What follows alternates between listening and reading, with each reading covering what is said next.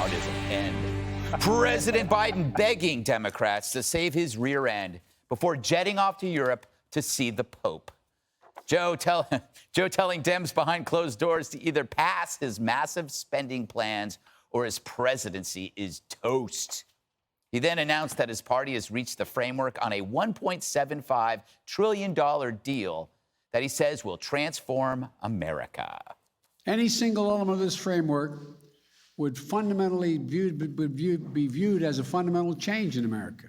Taken together, they're truly consequential. When paired with the bipartisan infrastructure bill, we will truly transform this nation. As I said before, these plans are fiscally responsible.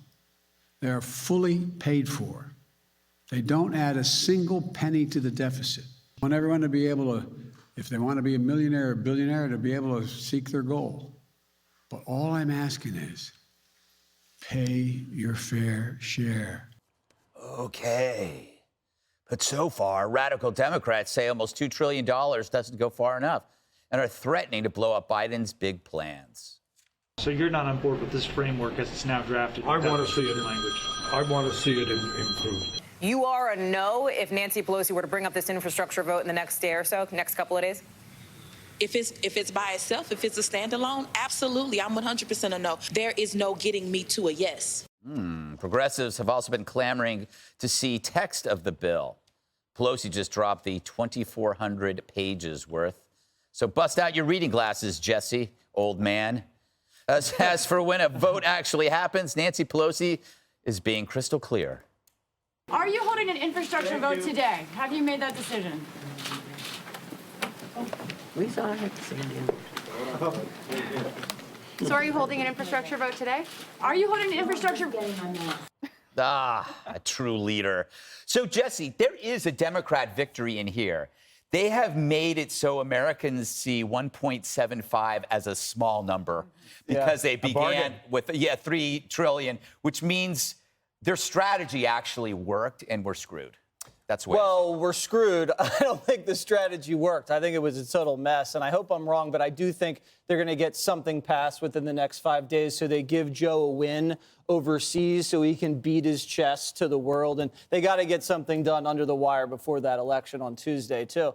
So the media is now going to write this story. This is the comeback kid, and that's just going to be an inside the Beltway story, though, because for the rest of the American people, this two-headed monster of a bill is not going to affect them in a positive way, especially in the short term. Does nothing for the border or inflation, does nothing for the supply chain, and does not create jobs. If anything, the Democrats are going to own inflation when they're spending trillions on top of what we already have right now. They already own the border crisis, and they're slipping in this bill. I did read some of it, Greg. Amnesty for 10 million illegal immigrants. They are going to own high gas prices because they slipped in a little Green New Deal here. And they're going to own the weak recovery because they're going to raise taxes higher than it's ever been done before. In a couple years, you may have government-run daycare. In a couple, once they get that off the ground. But in the near term, private daycare is going to skyrocket because they're going to have to compete with this new program. And then what? Maybe in 1 year, they're going to have a few electric car charging stations. Great. Only 2% of us own an electric vehicle, so that's not really that great. Some of the spending's good. You know, you want Wi-Fi and nice railroads and less traffic, but a lot of this is just doubling down on the boondoggle of bankrupt programs like Medicaid and Medicare, which aren't really doing that well right now. So this country is going to sit around, for the next couple days and watch a bunch of untalented politicians bad at arithmetic, try to raise taxes so they can square the numbers to see if they can pay for stuff that no one wants or needs. That's basically what we're watching right now. Kudos to your assistant for reading that stuff and then boiling it down to a paper for you to read. Yes, but here's the thing, Shannon, he may know some of the facts, but at 2,400 pages, we never know. We keep repeating the same mistake. That's the worst part about this. We know that most of this is crap in there, but no one reads it because it's impossible. That's the big lie, is that we actually know what's going on.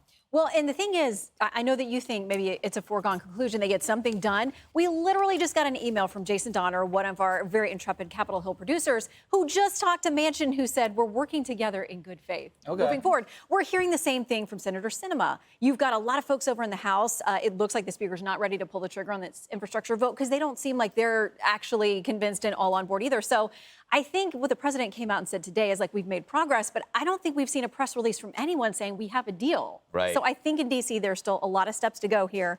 You got to think, too, they're trying to sneak in, as you said, the stuff about immigration. The parliamentarian has ruled against them on this, and they've acknowledged that. Senator Dick Durbin, one of the top Democrats, said, we know, but we're going to try again.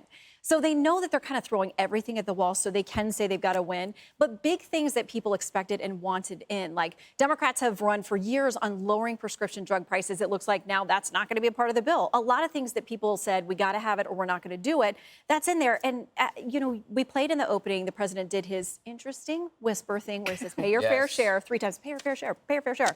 Well, according to the IRS, a nonpartisan group, the top 5% of income earners pay 60% of income taxes. So that's up to the American people where they think that's enough. Yeah, that's all they rely on is that phrase, pay your fair share. It's not going to work anymore because people have the internet.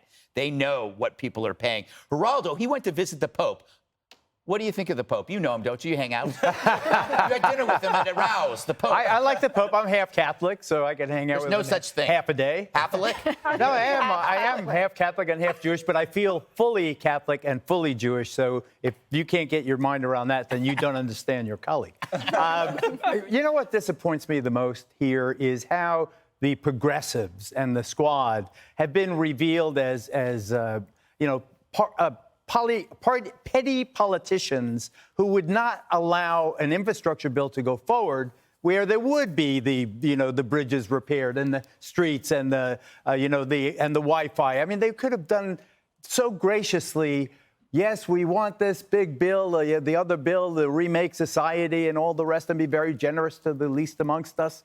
But let's do this for everybody, where everybody benefits. A highway that's smooth without holes in it, that benefits the rich and the poor alike.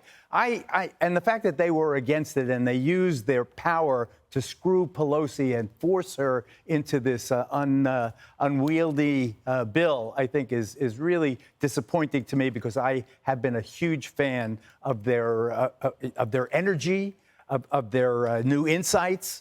And their idealism, but they are revealed to be, rather than idealistic, they're revealed to be politicians, ruthless politicians of a different sort. I can't believe that they are ruthless politicians. Oh, my God. Anyway, Katie, I go to you last because I want you to help me. Okay. I'm an LWH.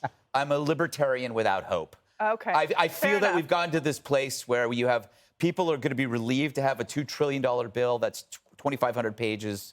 And that means essentially anybody who believes in small government, it's over, it's dead. Well, I'm going to give you some hope. I know you'll reject it because you're a libertarian without hope, but I will give you some of it. If you look at the polling on this reconciliation package in every state that's run by Democrats, but also Republicans, purple states, West Virginia, for example, Arizona, people are against this kind of spending.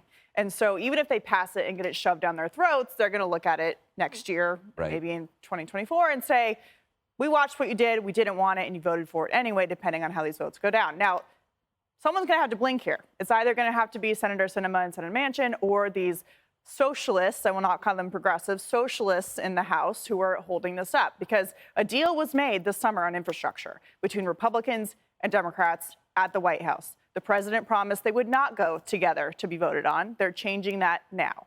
It was interesting to watch Nancy Pelosi come out today, kind of exacerbated, saying, I'm releasing the text so you can complain about it, which was pretty funny. So we'll see what they can do. But Joe Biden's on the verge of being a lame duck president. He doesn't have much time to get anything done. And at this point, he can't get infrastructure done, and he can't get the reconciliation package done.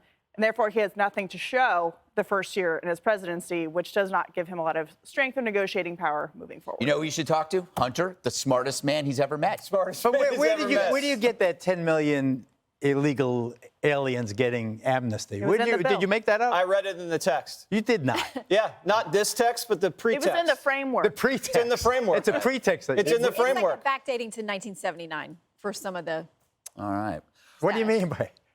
Well, they're backdating some of the status for people who came here earlier than they're currently I see. available. Amnesty. You're talking about dreamers. The word is amnesty. Control yourself, people. I mean, Hey, Sean Hannity here. Hey, click here to subscribe to Fox News YouTube page and catch our hottest interviews and most compelling analysis. You will not get it anywhere else.